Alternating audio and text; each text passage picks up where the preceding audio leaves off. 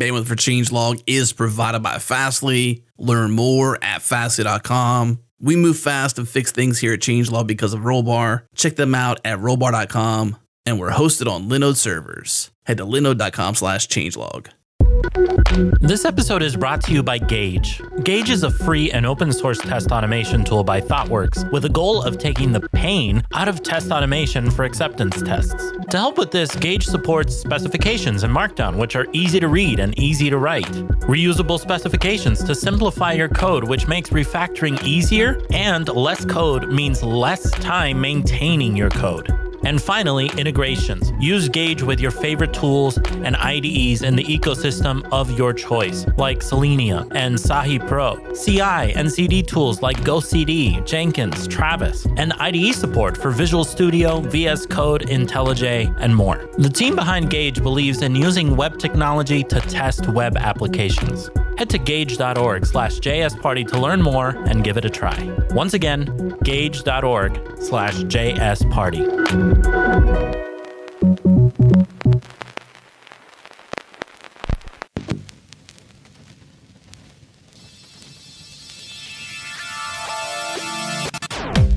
Welcome to JS Party, a weekly celebration of JavaScript and the web. Tune in live on Thursdays at 1 p.m. Eastern, 10 a.m. Pacific at changelog.com/live. Join the community and Slack with us in real time during the show at changelog.com/community. Follow us on Twitter. We're at JSPartyFM. And now on to the show.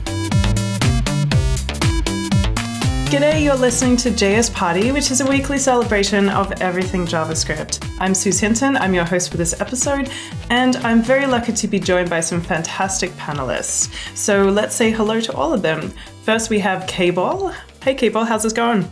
Going good. Excited to talk about failure. Yeah. And we also have Nick to hopefully share some stories with us today. Welcome back, Nick. Hello, I'm an excellent failure. And I caught up with you two recently at JSConf, which was really, really fun. I think I'd met both of you in real life for the first time as well. Yeah. Yep. It was super fun. And last but not least, we also have Jerod on the show. It's also really cool to have you on this episode too. I think that you have a really cool story about our Twitter account to share, right? Well, I don't know if cool is the word, but I think fail is definitely the word. Happy to be here. So as mentioned just then, we are talking about JavaScript fails for the topic for this episode. So if you are listening in on the live stream and you're in our community Slack, please share some stories, and we would love to be able to either have you call in, or you can also have the stories read out by us. And if you aren't in the community Slack or the live stream, what are you doing? You should totally come in. You'll be able to find the link, the different links on our website in order to check that out. So without further ado, let's get started about some JavaScript failures and gotchas. I'm seeing that KBall had a weird time date passing issue with my home country by the sounds of it. Do you want to tell us a little bit about that? Sure. I mean, it's not that crazy, but it's kind of in that theme of like, I've been doing this how long and I still F this up. But so yeah, I have a client right now that's based in Australia. And I don't know if y'all know, but they do their days and months backwards over there. What? So it's not backwards. It's different. You know what I mean? I think it probably actually makes more sense. But beyond that, it's different from how things are in the US. And it's different from how Moment parses things by default. Actually, I don't know if that's true. Does Moment change how its default parsing is based on the time zone of your computer? Because that would be kind of cool if it did that. But I think there are default configurations, and as usual, it tends to be biased towards the more sort of US American centric way of doing things, which you definitely encounter a lot, surprisingly, when you're not a developer in the US. But anyway, that is a tangent. Yeah, but so anyway, I have developing the site. I'm doing it statically and had a bunch of dummy data that I was dumping in, and dumped it all in and couldn't figure out why it would display fine because I was just displaying the data straight up, but then I try to do sorting or computations by it and it would just like totally shatter and break down and not work. And eventually traced it to the fact that, to sort it, I took it from these strings of dates and I would parse it by moment and then like do sorting with moment. But everything with a day above 12 would parse as a invalid date, because Moment was assuming that those were the months, and it would just kind of blow up. And so eventually what I ended up doing is like essentially building a wrapper around everything that I did time wise, so that you always parse it in through these wrapper methods, you always put it out through these wrapper methods, and it's fine. I probably could have changed the default config too, but that was too smart for me. I feel like there's a deep-seated fear in the development community to do with just time zones, dates in general, and I feel that JavaScript, the language itself, has already set us up to fail. And the reason why things like moment and date functions are such popular libraries is that you really do have very scant sort of support for doing anything productive with dates in JavaScript. Yeah, time is terrible.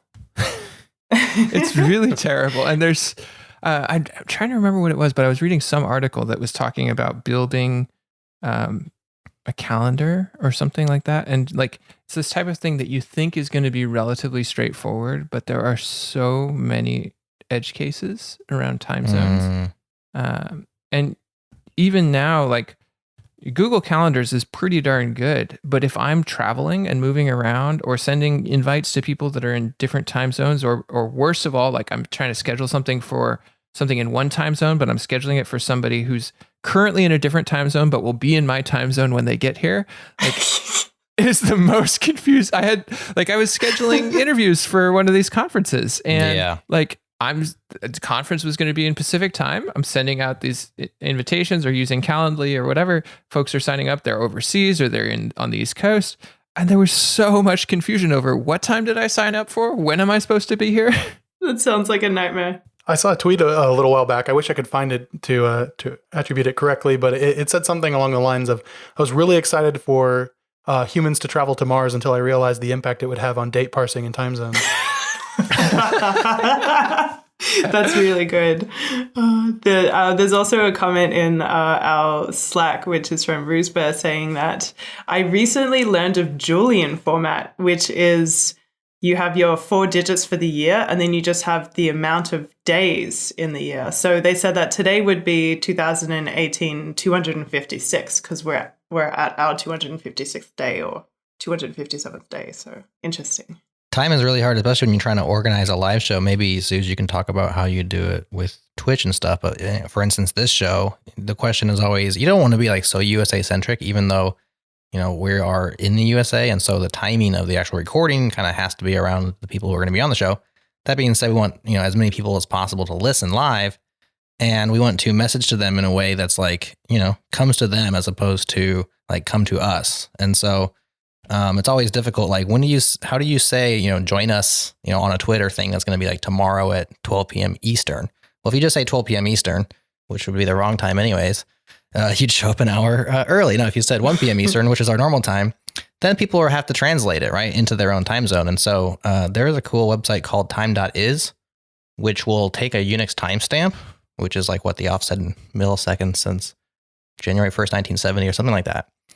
And you can pass it into that, and it will just, use JavaScript, I assume, or locales or whatever in order to translate into every viewer's local times. And so that's what we use to share. Yeah, that's super smart. I know that there are some Twitch extensions you can use, which you can install as like little panels at the bottom of your stream, and it basically has a countdown, which I think is how Twitch has gotten around it. And I mean, I ran into this when, 2 years ago I started my Twitch stream and I lived in New York. And so I was like, cool, 11 a.m. sounds like a pretty chill time to stream on a Sunday. I get a sleep in, et cetera, et cetera. And then joke's on me, I moved to Seattle 3 months ago, and now I have to do it at 8 a.m. because just because I moved doesn't mean that everyone's expecting me to all of a sudden start streaming like 3 hours later. And so that has been a struggle, but also I've had to send out an online survey to all of my viewers asking them, if I was to change the time to be later in the day, would that actually literally prevent you from watching?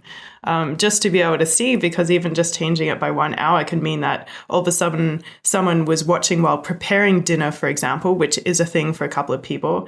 And then they are now eating with their family during the exact hour I start. And so I have to be aware that not everyone is getting up at 8 a.m. to watch my stream, and that most people are actually watching from totally different time zones. And so me just rolling it forward 1 hour monumentally affects everybody. And when I start my stream, I also say good morning, good afternoon, good evening, wherever you are around the world. So it's actually really, really kind of nice and inclusive, but you always have to be aware of that. Wow, that kind of stinks that you have to do it at 8 a.m. Does that change your mood, your content, the quality of the streams?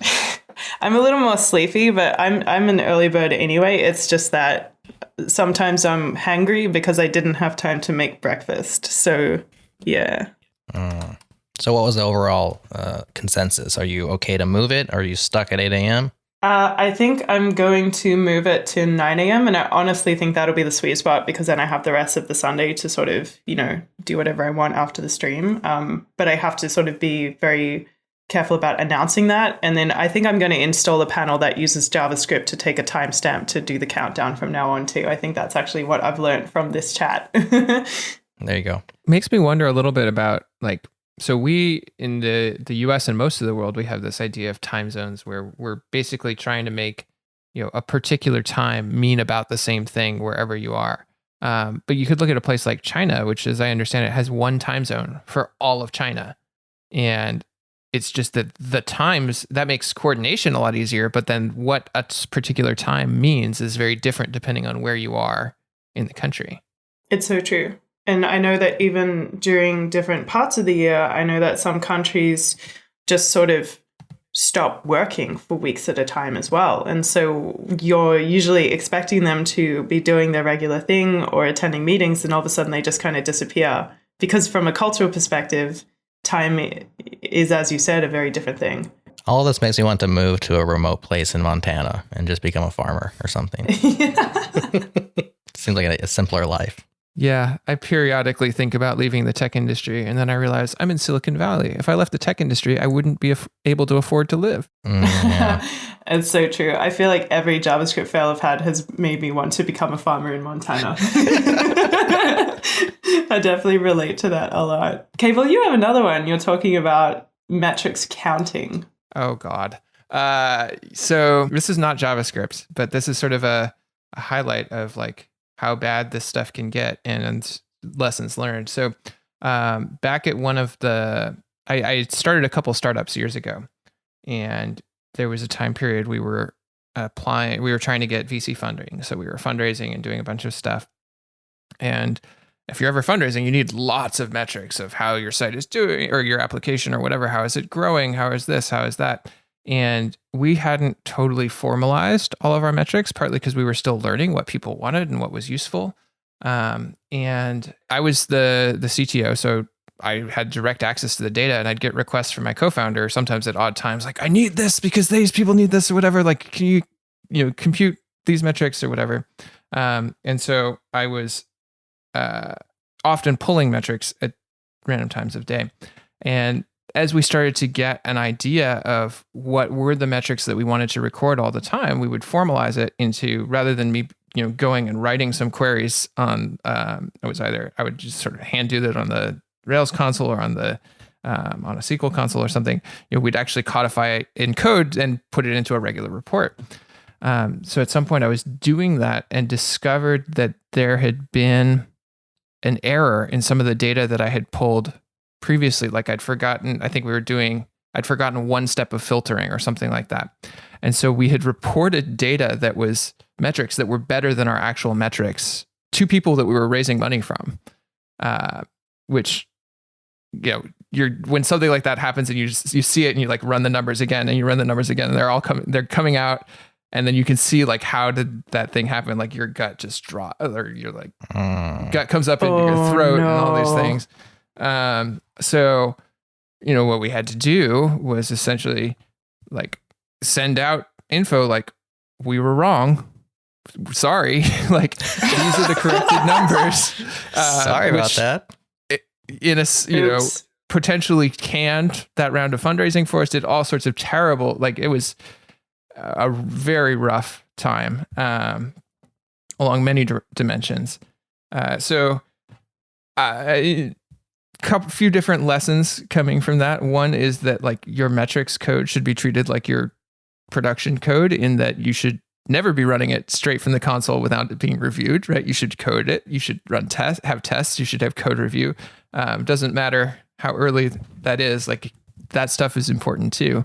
But yeah, that was definitely like probably one of the biggest tech fails I've had. It's so embarrassing when you know that you have to tell people to. You're like, well, this is one we can't sweep under the rug. So I admire you for having to do that communication afterwards. Yeah, it was terrible. But like, yeah, you can't, because what else are you going to do, right? Like you could try to lie about it, but that's only going to make things worse. Yeah, exactly. We've seen companies that have done that. It's not so good. That just made me think of another failure story. Doggone it. The more we talk, the more fails I'm having over here. Go ahead, Nick. I'm just piling them up. You want me to talk about my fails? Yeah, I see a classic one that you'd like to share, which I think is about asynchronous things in loops. Yeah, this actually just happened to me not too long ago, and just a few months ago, I think.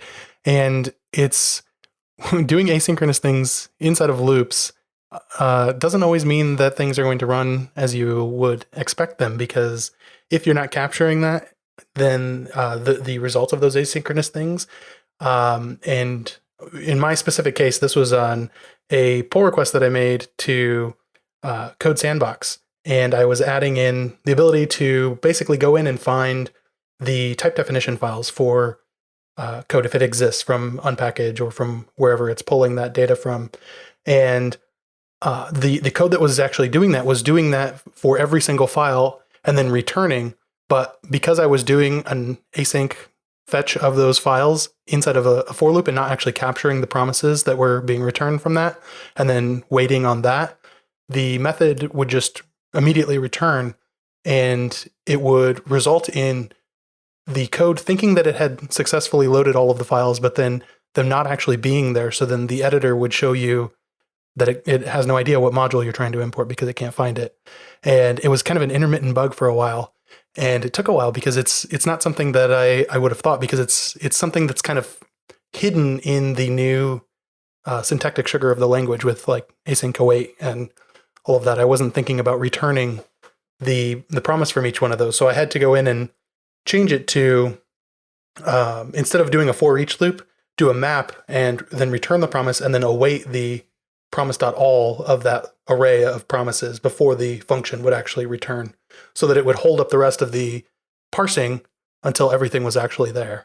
That's so tricky, because it seems like one of those times where, because it's happening intermittently and the error doesn't seem to point exactly at what's going on, like, yeah, that must have puzzled you for a while. It did. And I like the code is trying to do some caching of those files. So I was like, oh, I wonder if I'm like caching invalid things and I need to clear that. So I was going through and having to clear that with the dev tools every time and trying to figure it out. And it led to a lot of headache that ended up just being something really simple. Yeah, I was talking about this on Twitter just recently with the online sort of development community, where whenever there's a bug, you always overcomplicate it and assume that it's this really complex thing that's happening, whereas a lot of the time it falls back down to a very simple issue. Async stuff on the web is the source of so many issues, because like, especially you're in a development environment, you're at work or something like that, like you're either fetching things from local or over a very fast network. And so you get these race conditions where most of the time it will work because your network is fast and everything comes back before you get on to whatever the thing that's going to depend on it is, even though you're not waiting for it. And then you try to do it someplace with a slower network, or something funky happens and just one comes back slow or out of order or what have you. And it's just like, where did that come from? Yeah, that also is a testament to actually testing with the network latency in the dev tools, or just testing on a slow network, not just relying on straight testing localhost, because it's not always a true representation of what might actually be in production. Jerod, do you want to tell a story? So this is only JS related insofar as it's JS party related. And it was a very recent fail. In fact, it still hurts, but it all ended well. So I'll spoiler it right there. So I was listening to Faraz's interview with the Beaker crew recently.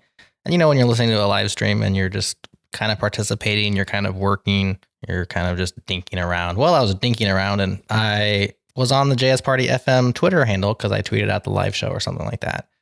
And I thought, oh, the description of the show and the bio, the Twitter bio is outdated. I'll just go in there and I'll fix that up. And then I noticed that, there's some extra fields there, like location and birth date and all these things. And I thought, what would be cute is there was no birth date on the handle. I thought it would be kind of cool if we set the birth date of the Twitter handle to the day that the first episode of JS Party aired.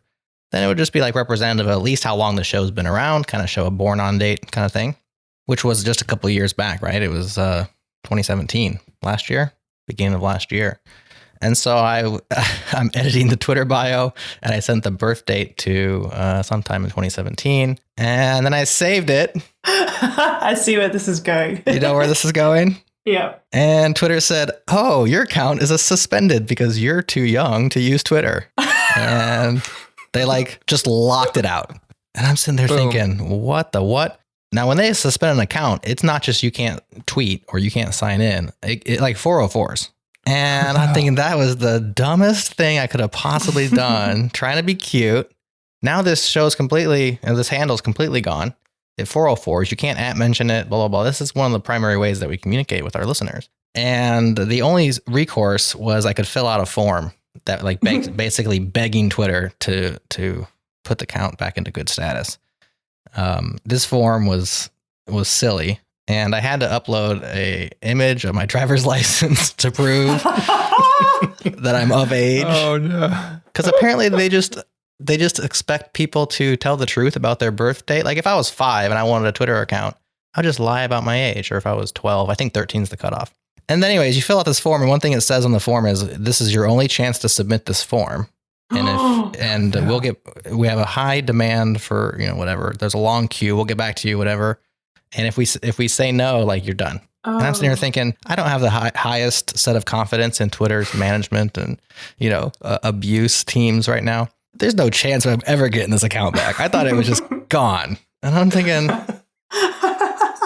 why was I such an idiot to think that this would be funny? And so I submitted the form. I had to upload my driver's license. And, to Twitter's props to Twitter because it was restored within 5 or 6 hours. And everything went back to being normal, but it was a total fail. I felt like an idiot. I remember I was driving to the gym after that show thinking, that was just about the stupidest thing I could have done today. Kind of ruined the afternoon. What was scary a little bit is when they restored the account, they didn't restore the followers. So I think we have 700 something followers. And, you don't want to have to rebuild that. It's not a huge number, but it's a start. And I got the email. I'm like, yes, account restored. And I went and checked it. It said 0 followers and 0 tweets or something. So I suspect some kind of cache or CDN thing hadn't updated yet. But now I thought they just started us over from scratch. But nonetheless, everything was back to normal. And a couple hours later, the follower count showed up and everything. And all was well. But man, that was sure a fail. And it's very fresh. It was last week. Oh, it was last week? Yeah, well, whenever so Frost's right show during was. that episode, right? Yeah, right during Thursday afternoon Frost show. Yep. You know what? This is also props to Twitter, though.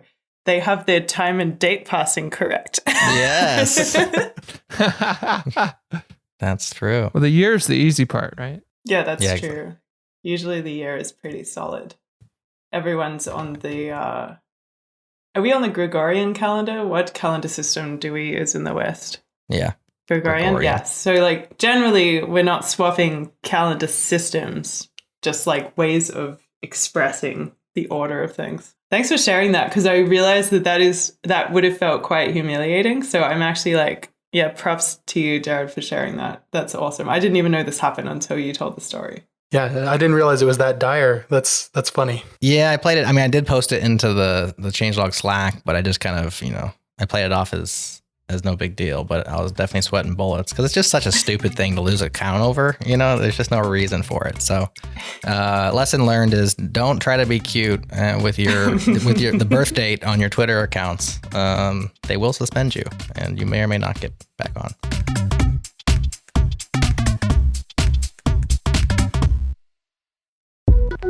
This episode is sponsored by our friends at Rollbar. How important is it for you to catch errors before your users do? What if you could resolve those errors in minutes and then deploy with confidence? That's exactly what Rollbar enables for software teams. One of the most frustrating things we all deal with is errors. Most teams either A, rely on their users to report errors, or B, use log files and lists of errors to debug problems.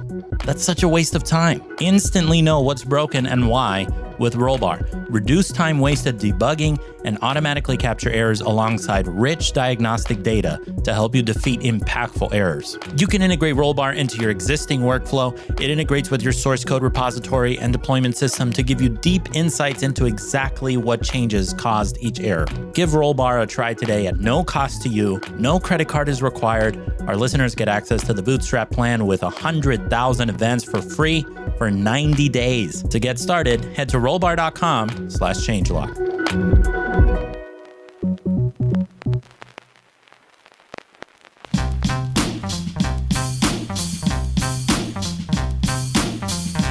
So I have a story of when I was first learning JavaScript, and I didn't know that different browsers were running different versions of JavaScript. So this was pretty early in, I guess, the game. Not super early, I think it was 2011.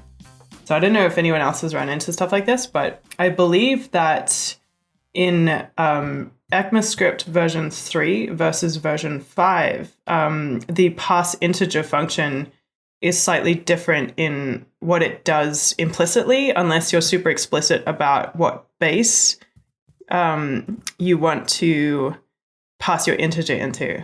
So does this sound familiar to anybody? Yeah. Yeah. So what I was doing was I ended up implementing a pretty nasty production bug because I was passing strings that were numbers into integers, and I was just assuming that it would do base 10 every single time. And I ended up passing integers that had a leading 0 in front of it. And in ES3, which was still being run by certain versions of Internet Explorer at the time that we were supporting as part of our product, it was doing it into, I think, base 8 instead.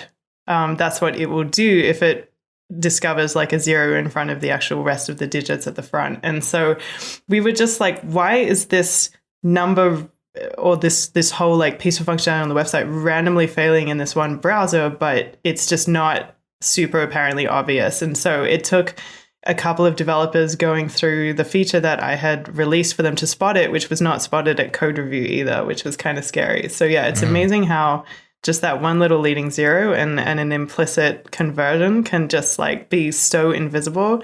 And that was the first time that I learned like the power of like, you know, destruction that you can have just with a simple thing in JavaScript, because I was very, very new to the language at the time. Somewhat related, I think the second argument to parseInt is how I learned the word radix, because I had no idea what it meant.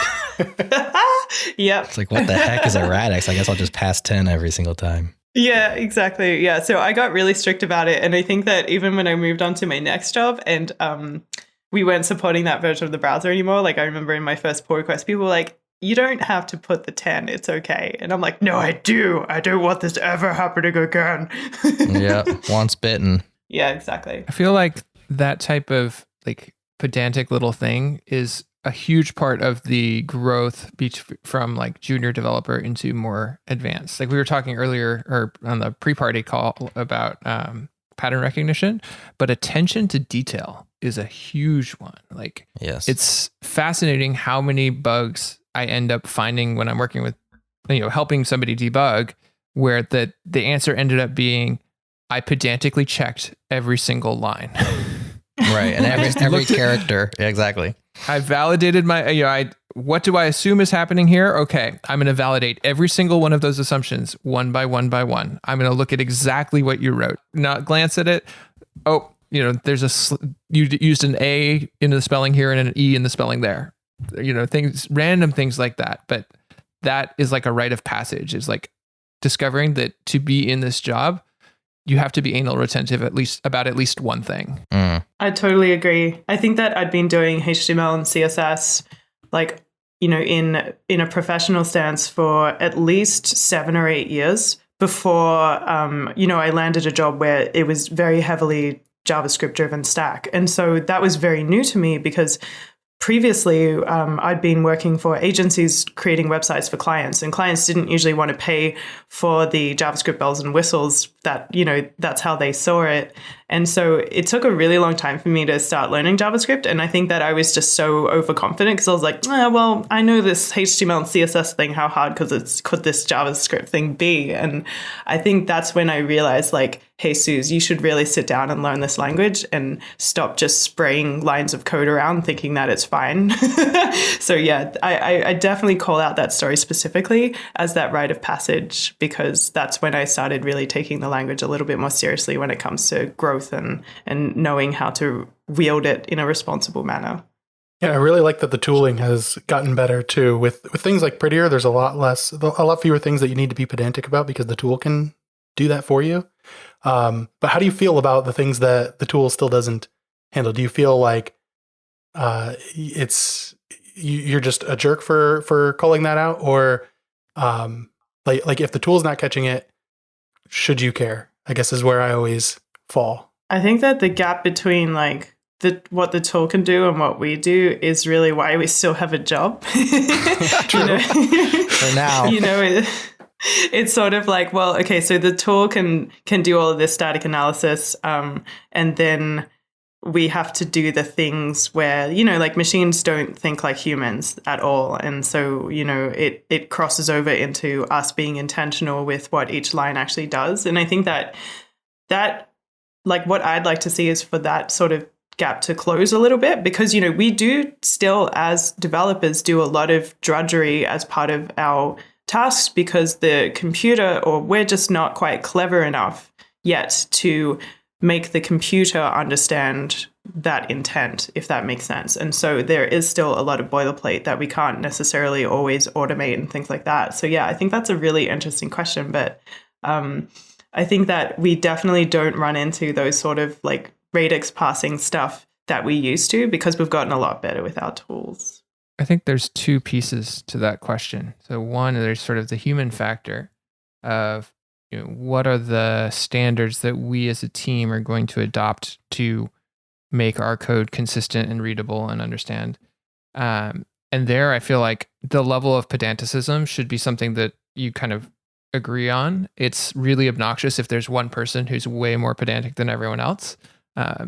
And in that case, like even if that you're the person, you should probably dial it back or convince the others why that's an important thing, rather than just continuing to be that guy or that girl. But then the other piece of it is that computers are actually pretty pedantic. So some amount of that pedanticism is there because it makes a difference in how the code runs.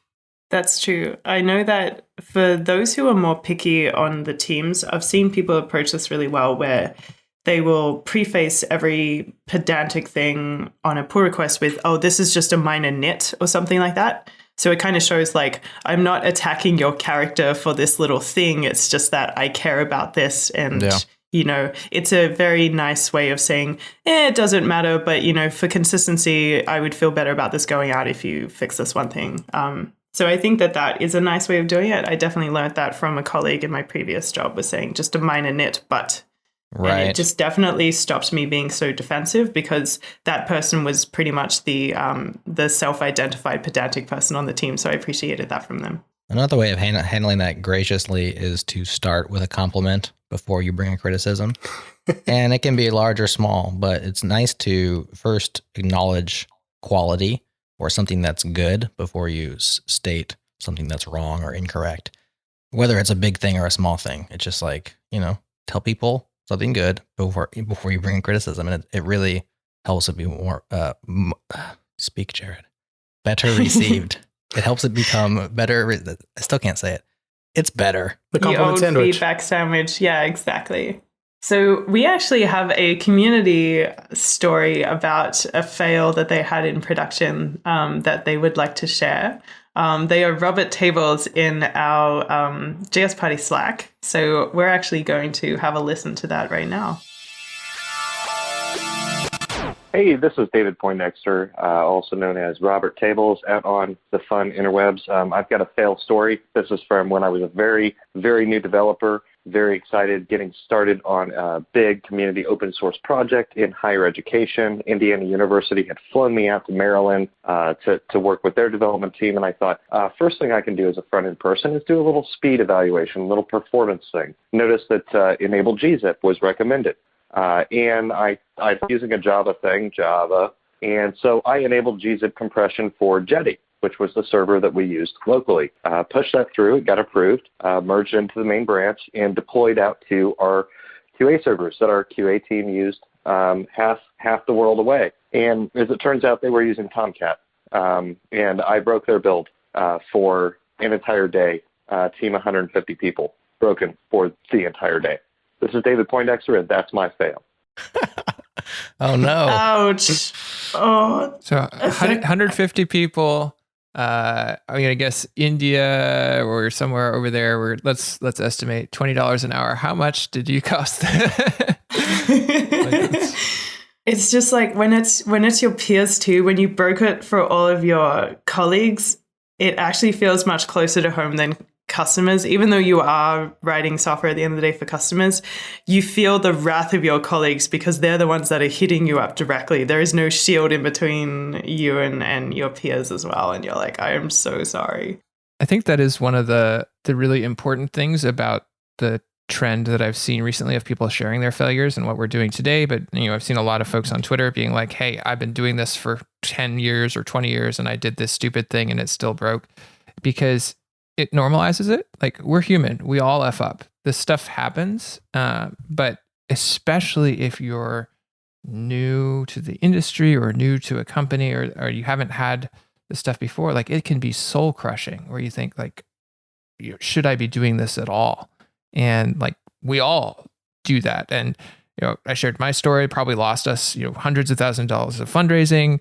I'm not going to calculate David's the cost of David's thing right now, but that's lots of money. We all, like, it happens. That's part of this business, and we need to accept that. Absolutely. I think, yeah, absolutely. And I think that what hits newcomers especially is they'll ask someone who's more senior on the team for help, and they'll just look over their shoulder and point at the issue immediately. And what they think at first is that person is so smart, they saw it immediately, and I'm never going to be like that. And that's humiliating that they were able to see it and I wasn't. And what they're not realizing is like that happens to all of us, even at the senior level, because we end up with biases about our confidence. We're like, oh yeah, this is my code, it's good code, it can't possibly be this one silly typo that I did. And they don't understand how easy it is to spot something in someone else's code looking over someone's shoulder as opposed to looking for it in your own code. And I'm really happy that we're talking about this particular topic on this episode because I'm particularly passionate about seniors being vulnerable and sharing their stories and also just saying that they still do it to this day, as has been mentioned previously by other panelists. Plus, the reason that I see your error so quickly is because I made it too. Right. I've 17 times in a row, and now I've learned better. Exactly. Exactly. Like, we have these pattern libraries that we've built up by beating our heads against the wall so many times. And after it happens the first time, you're like, okay, whatever. After it happens the fifth time, you start to notice it. By the time it's 17 or 18 times, like now every time you run into a set of something that's not working, you check for that. It's an extremely efficient neural network in your brain going, okay, let's try these parts first.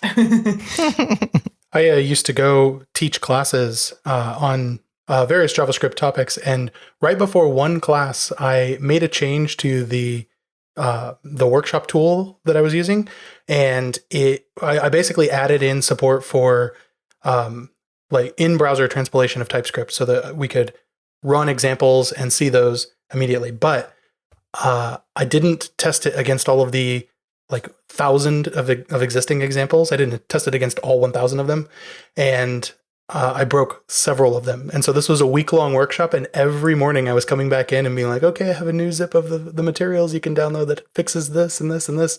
And that ended up being one of the best workshops that I taught because I took the time to explain why it broke, and we got to dive into code, and they got to see me fail quite a bit. It was totally embarrassing for me, and I hated going back to the hotel every night and doing that, but it ended up being one of the best workshops I've ever taught. That is awesome. Yeah, I think that sometimes when people feel intimidated by you, even just being able to have it more of a collaborative experience like that makes them feel even more confident about whether or not they'll be able to learn your material too. So I actually think that's almost like an excellent icebreaker that makes people more emotionally invested in the course. That's really cool, but I'm sure very painful for you. Mm-hmm. Well, I could tell the one about how I left a password backdoor on a production customer of mine for 6 months, but I don't know. That one's hits pretty close to home. Maybe we should just read some stories from around the community, or do you guys want to hear that terrible tale? That is such a tease, and everyone always wants to know about the password backdoor. Okay, I'll keep it really short, if possible. I don't want to give too many details, but longtime customer. So I'm a contractor. I've been doing contract development for a decade-ish, and longtime customer. Old Ruby on Rails application, so old, never heeding my advice to upgrade either Ruby or Rails. Still on the 1.x Rails branch, and yes, very old. Yes, and at a point now where it's like basically a legacy maintenance mode, like keep it running, keep the bugs out. There's just no. It's so brittle and old that they just can't add features. So there's going to have to be a rewrite at some point, but. We did add a feature earlier this year, and I had a new laptop, and so my development environment was broken, and I had to get set back up for developing this application. Well, the Ruby version is so old, the Open SSL version that Ruby relies upon is no longer a thing, right? Like you can't even get an old download. I was spending all this time trying to get set back up, and everything worked just fine, except I couldn't do password auth because for some reason the cryptographic functions just couldn't execute. It would seg fault every time I tried to log in to develop. And so I basically short-circuited the password prompt in certain circumstances in development only. And I remember putting a little comment above that says like, uncomment this before deploying or something like that, right? Oh, so classic. Rather than checking the actual environment, which actually I don't remember if it was visible, if it was easy to get to in Rails 1. Whatever. It's not like you can't do like Rails.m.development ? Back then.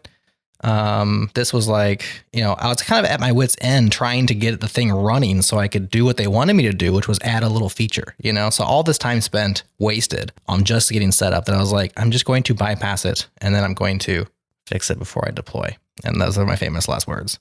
And so I bypassed it and then I deployed it and then I fixed it like 6 months later when we realized that this was still live. To my credit, it's not like live, completely open to the world. There was a very specific set of circumstances. It was limited to certain IP addresses. It was definitely a security hole. And we finally had somebody fall upon it and realize that they could sign in with any password. And right when my customer emailed me, I was actually on vacation, and I knew immediately. It was one of these things where like the memory just flushed back into my head.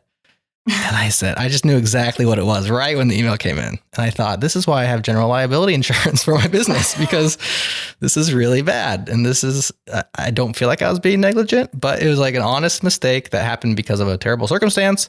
But I did it, and that's bad. And if there's issues, that's on me. And I thought they were going to hate me and be super angry and want to sue me. And so I fixed it as fast as I could, emailed them back, apologized 100 times, and they were just super happy that I fixed it. And they're just like, thanks, awesome, you're the best. Have a great vacation.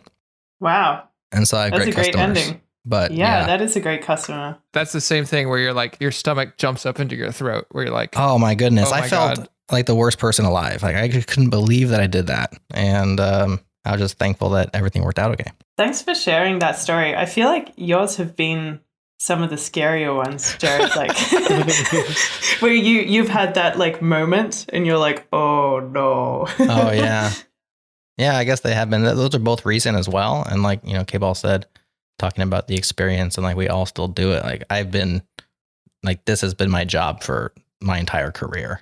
And I made that mistake in March of 2018. This was not like the bad old days when I used to stink at this. Like this was very, very recent. So mistakes happen. And that's the issue with leverage. I mean, this is the concept that I bring up a lot and I think about a lot, and the power of leverage and what we have as software developers. This is why it's kind of intimidating, right? Because think about a popular open source project, the Linux kernel, NPM. Like think about something where you can write a little bit of code and substantially improve the lives of millions of people when that code gets deployed around the world. That's an amazing amount of leverage, right? Like the time spent versus the value produced is outstanding. And that's why it's so cool. On the other side, like little mistakes are also leveraged, right? And so one little mistake, KBall can affect like an entire business's future or 150 people in the business. And so, yeah, it's intimidating for sure. And the multiplier effect is definitely very real.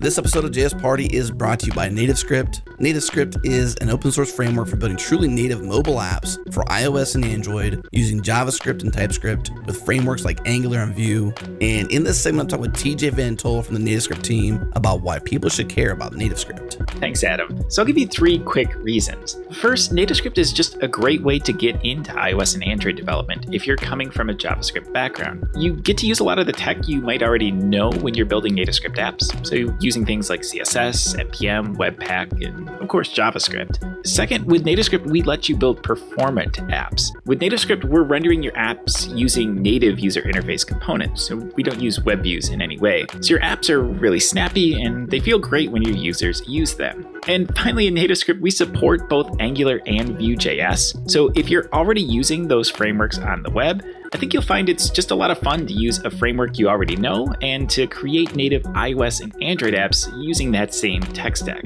All right, if you want to learn more about NativeScript and you like what TJ had to say about NativeScript and what it has to offer you when building mobile apps for iOS and Android, head to nativescript.org/JSParty. Once again, nativescript.org/JSParty.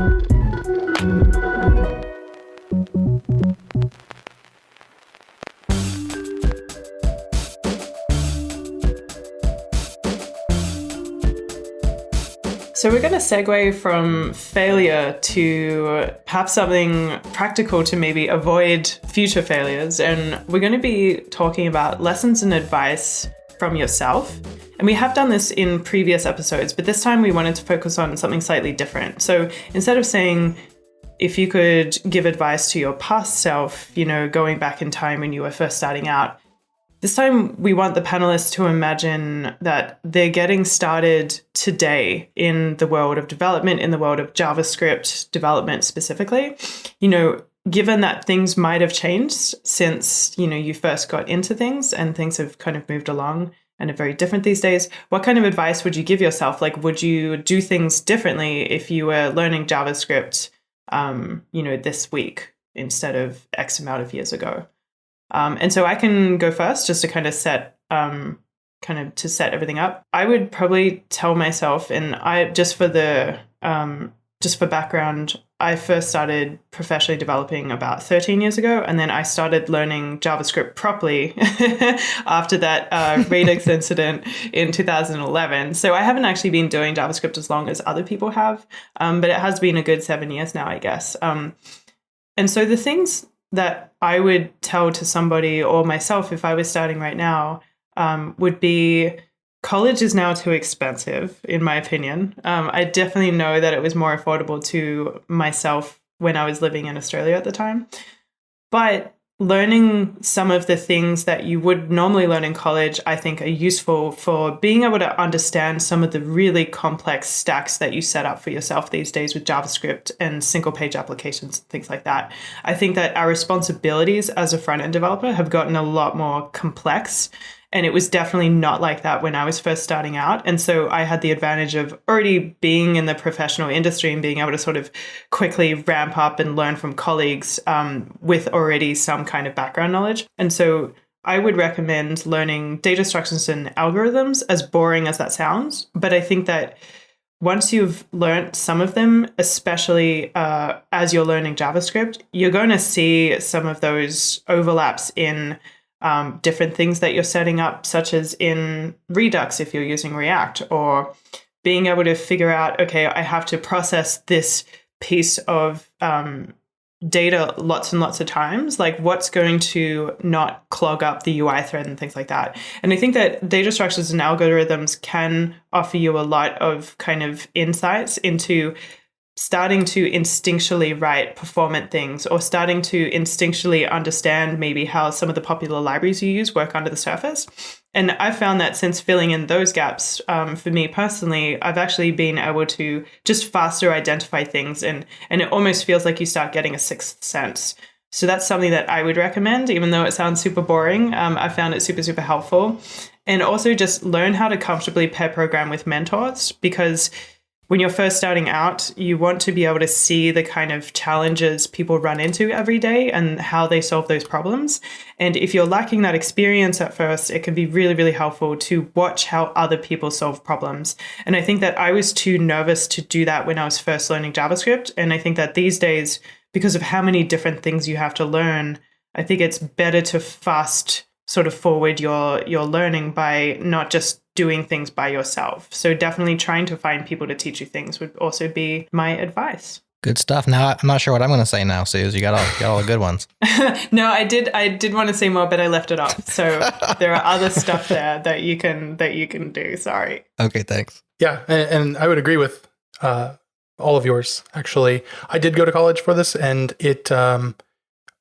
I feel like I learned how to learn on my own a little bit on it, but it's not something that I couldn't have done outside of college. But going into a real job, I totally didn't, like nothing from college really carried over to that. So I would agree with that. For mine, specifically with JavaScript and learning it today, I think that you should start with ES 2015 syntax and go from there. There's a lot of syntactic sugar, and it is very important to know what is happening with that, like what it's covering up. But I don't think that it's immediately important for you to do that. Like, for example, you can use classes today, use the class syntax without having to understand everything about prototypes, but definitely learn that later. But getting up to speed with that, you don't really have to go backwards and start with like ES5 and going on from there. And don't worry about builds yet. Don't get into the mess of configuring Webpack or thinking about that. Just look at the code. And I know that can be tricky because finding code that can run without needing a build step can be difficult. But stick with the fundamentals of the language before going into a framework or going into code that absolutely needs to be built. You know what's so interesting about that advice is that back in the day, we were saying that about like you should learn the difference between what jQuery is doing and what just native JavaScript is doing. And would you say that is a similar parallel these days with things like Webpack, but also like JavaScript frameworks and stuff? Just like staying with ES 2015 so that you can recognize the other abstractions? I think so. Yeah. It's difficult to like, I don't know. I'm trying to think of how I would handle this if I was trying to get into this and going through all of this and being like, oh, well, this is JavaScript. Well, why doesn't it run here? Or why doesn't it run in Node? What's this Webpack thing? Like, I think that it's good to learn all of that, but I'm still wondering about like navigating that and knowing what can be like, if something fails, why did it fail? Well, probably, maybe it's because it's not supported in the browser or the version of Node that you're trying to run it in. And being able to quickly understand that. I think that we're kind of in a bind with that kind of understanding for new people right now coming in. But yeah, I don't know. What are your thoughts? So I think one thing to be a little cautious of, and this is something that I find myself falling into as well. It's really easy once you've got a lot of, like you can do a lot of things to say, gosh, go back and focus on the fundamentals and build it up. But if you start from just the fundamentals, a lot of times like it feels like forever until you get to something interesting. And one of the most important things I think to sustaining learning is being excited about what you're able to do and sort of maintaining that excitement and energy. So I think I would actually almost say start with one of these frameworks, but start with one where you get batteries included, where you can get to something that's really cool really quickly, but then dive into the fundamentals of each piece of that. So you start with something that lets you get to something really neat and interesting, But don't stop there. Don't stop and say, okay, I've got, Vue and it gives me everything out of the box. So all I care about is Vue. You say, okay, I've got Vue. It gave me everything I cared about. Now let's dive into one piece of that. How does the router work? What if I change that around? Or let's dive into like, what the heck is actually going on when we're setting up these objects and the callbacks and all these various other things. As somebody who didn't major in CS because the first CS class I took bored the hell out of me, I think it's really important that we don't sort of take our expert's view and say, gosh, I wish I'd worked on fundamentals, but instead look back to like, when I'm just starting in this, I want something that's actually going to be really cool right away. That's going to show me like the power of what's possible here. I think someone who does a really good job of teaching JavaScript fundamentals, but also trying to keep it fun is Wes Bos. He has his JavaScript 30 series. And I think that you build these things that give you that instant gratification, but you are actually kind of learning the language itself. And I think that is probably a really good mix to have. That can be very difficult to find on your own, but I think that's a really good point, KBall. Yeah, I agree with that. And that's also a good thing, like or a good point that like in a lot of those, the development environment is already kind of set up for you. And so I guess if you can abstract away from that and not have to think about that too much, then that's not too big of a deal. And I know that with like tools like Create React App and others, that makes it really easy to at least get started. Yeah, I think, I learned about web development. I'd done other stuff, but I learned about web development from Ruby on Rails. And I started with Rails and then moved back into like, wait, how does this Ruby stuff actually work? Which parts of this are Rails and which parts of this are Ruby? But the thing I really appreciated about that is that they gave you everything, but then they also worked really hard on making things swappable. So you could start with this full stack experience, but then if you really wanted to change something out, really understand it, really optimize it, you could go down and do that. I think, things like Create React App, things like the Vue templates that they have, like these sorts of things are way better for beginners to start from, where you have something that's going to work so long as you can then, as you advance your knowledge, focus on different pieces and swap those things out. Because if it takes forever to get to something working, most people will bail. I would definitely echo that, KBall. And I think when we did the first lessons to your advice to yourself, that was definitely my advice, was get a real project. So I would just add my amen to your statement there. For me personally, that's what pushed me over the edge, was having something that I wanted to see exist and learning enough to get that into the world and then kind of rinse and repeating. Sometimes that was my own project. Sometimes it was client work, but it really aids in learning because you kind of have to learn. You don't really have a choice. Like this, I need this thing to exist. So I think that's powerful. So definitely would echo that. I also am in agreement with pretty much everything y'all have been saying. I will point to a very specific resource that I would probably point myself to today, which didn't exist back when I was learning this, which is Free Code Camp. And Free Code Camp has thousands of projects and a huge curriculum. It's all free. It's all in one place. And they have like a trail map. So if you're brand new to coding, they recommend you start at the beginning. But they will have, they even have certifications for certain things, which, anybody can make up certification. But this is pretty intensive training. The responsive web design certification requires at least 300 hours of effort. And so it's not something to balk at. But they have the fundamentals from HTML, CSS, and so on, all the way up to front-end libraries, data visualization. There's just a huge catalog, and they walk you through from zero really to functional, which I think is really powerful. So it's free. It's all in one place. And if you don't have a project that you want to see exist, but you still want to learn, I agree with Suze that Wes Bos has great resources as well. Free Code Camp's definitely another one to check out. I want to jump in on that project though. Like, find a project, seriously, because if you just go through tutorials and courses, you will find yourself bounded by the ways that the people who created those tutorials and courses are thinking about things. Whereas if you have a project, it pushes you into the edge conditions and you're going to have to jump across and interpolate and put things together. But you don't have to have a perfect project, right? Like, pick something. Don't wait for something perfect. A metaphor I always use is you can't steer a boat that isn't moving. Like if try something, start moving forward. And if it turns out that project is crap, pick a different project, but at least you got partway along and you were learning as you went. If you're just doing tutorials and courses, you're going to really struggle when you start to hit real stuff because there will be something that you thought you got, but it only worked because it was exactly the way the tutorial person had set it up.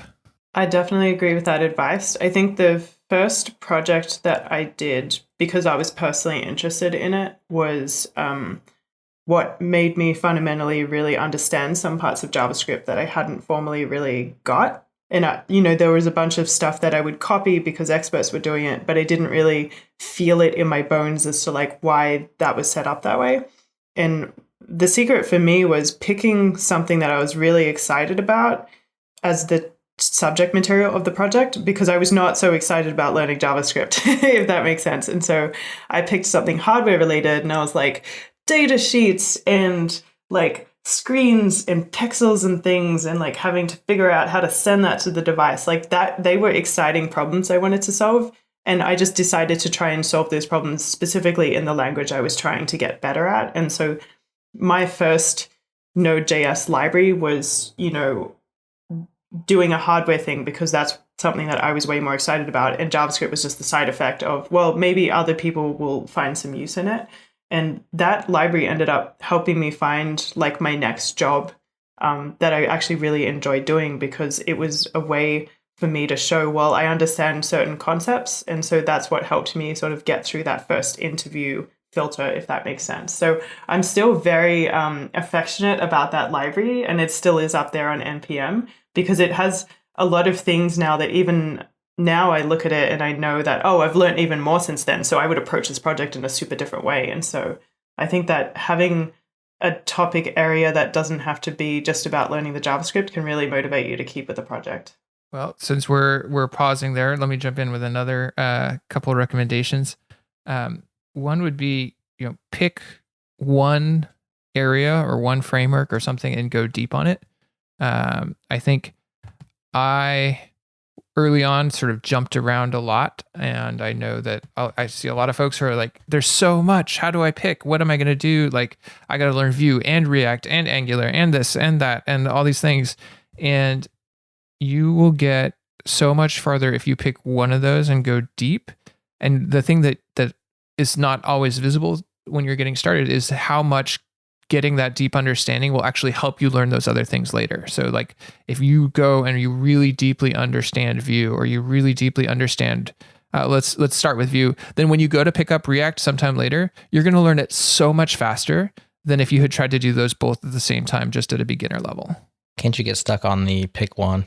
Like that, a lot of people, the questions that you see around are like, which one should I pick? And it's like, well, you just get started, like, what do you tell people in that situation? You can't steer a boat. You can't steer a boat unless it's moving. Right. But like there's the paradox of choice. There's a lot of choices. Like right. they're comparable. A lot of seems really good. There's hype. There's this and that. And it's like, oh, what do I do? Like you don't want to pick the wrong thing. Yeah. And then like you've gone really deep on something that's irrelevant in a year. And so that's, I think, the paradox or what gets a lot of people stuck. Yeah. So what do you say to that question? So I was trying to think about that. And I wrote up kind of how I decide things and try to like codify it a little bit. So I created this little framework for myself that I blogged about called the 3 Mo's, which are money, motivation, and momentum. And so when I'm trying to decide what to learn, I'll sort of try to evaluate it in those lenses. So like money is, is there somebody who's literally going to pay me if I know this thing, or pay me to learn it? A lot of times as a contractor, you can get, a job where maybe you're focused on one piece, but they have another part of their system. And if you learn that, you have more work, right? Like that's a very promising way to do it. If you're not a contractor, you're just getting into the industry. Maybe it's, looking real quick and saying, where are the most jobs in this? Where are people actually hiring people with this? Like right now, if you're looking at front end stuff, there's so many React jobs that I would, money would point to React if you don't have anything else. Mm-hmm. The other two pieces are, momentum, what is learning this going to set me up for? So for example, if you are just getting into the industry and you're trying to decide, should I learn, and maybe you're starting on the server side, you're like, should I learn Ruby or should I learn Node? If you're also interested in front end, that would actually lead you towards doing Node because it sets you up better for learning stuff on the front end than Ruby, which is going to be somewhat different. So like evaluating things like, what does this set me up for? And if you don't know that's an easy thing that you can ask folks, like, hey, I'm trying to go here, but I'm here right now. Like, what's going to help set me up in that direction? Or is this or more? That's an easy question to ask. And then the last one was motivation. Like, is this something that's particularly exciting to me? Like, a lot of people right now are particularly excited about Vue for whatever reason. So kind of looking at things in that framework and using that to help guide what I learn is kind of what I recommend. That's really good advice. I thought you were just going to name a framework and we would be done, but that's really good advice. I don't think it's ever as simple as naming a framework. Well, see, actually, he did name a framework, but it's his own framework called the 3 Mo's. Now I got to go learn the 3 Mo's. Come on, KBall, this is too hard. I know, right? I wanted to thank everyone for sharing all of their stories today. A special shout out to Robert Tables, David Poindexter for calling in and sharing his. I know that takes a lot of guts, so we definitely very much appreciate it. Thanks for listening to JS Party. We hope that you've enjoyed it as much as we did producing it, and we will catch you next time. All right, thank you for tuning in to JS Party this week. Tune in live on Thursdays at 1 p.m. U.S. Eastern at changelog.com/live. Join the community and Slack with us in real time during the shows. Head to changelog.com/community. And do us a favor, share this show with a friend, rate us on Apple Podcast, go into Overcast and favorite it. And thank you to Fastly, our bandwidth partner. Head to fastly.com to learn more. And we move fast to fix things around here at Changelog because of Rollbar. Check them out at rollbar.com.